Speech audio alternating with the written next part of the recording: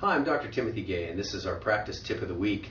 This week we're going to talk a lot about successful team building, because I think that teams are built based on people working together and communicating in a great way. But if you look at a quarterback and a fullback and any member of a component of a football team, a basketball team, or any other type of a team, there's an interdependence on everybody working together. And we found that not only understanding the strategy of doing that was important, but also learning how to communicate. That's why the quarterback has a cadence for numbers, so that everybody knows what that cadence means, because there's a plan behind that cadence. Much like our practice, if we're not communicating with the people that are involved in the insurance department or the CAs or the associate doctors, or more importantly even the patients, there's going to be a certain amount of loss as far as people understanding what their needs are and what they're supposed to be doing. So we feel a good communication is one of the big parts to being in a team. The other part is the common vision. Everybody has to feel like they're going in the same direction, because there's something that pulls them in that direction. That common vision is, we have one ambition and only one ambition, and that is to provide the best services possible to our patients.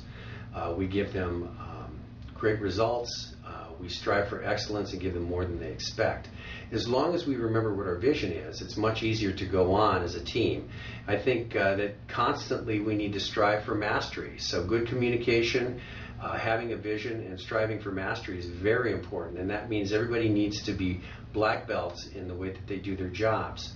It should be a situation where it's very consistent and very continuous in the way that they work. And if you're going to be the leader of the team, you have to act like the leader of the team, and that means having the ability to delegate and do the right things for people, because that way they're going to have a better understanding of what they're accountable for and what they're responsible for. Remember, what you expect, inspect. You have to also adhere to a process, and that process is a system, and the way that you do your systems in your office. The systems are very, very key as far as you building on each one of those systems, having a recall system, having a missed appointment system, having a new patient scheduling system, having a report of findings. It's systematized. Everything needs to be in a system. And I think the most important part of this whole thing is there are no excuses. A really, really close friend of mine has at his home a series of big boulders that are all over his property, and one of them says, "Excuses leave you powerless." And they do leave you powerless. So don't make any excuses. If you're not getting things done, there's got to be a good reason behind it. And remember, continue to learn. Learning is going to be the biggest part of this whole process. So as we look through what we talked about, great communications, a common vision, striving for mastery, being the leader, and more importantly, adhering to process and learning constantly is going to be the key to your success in chiropractic and in your life.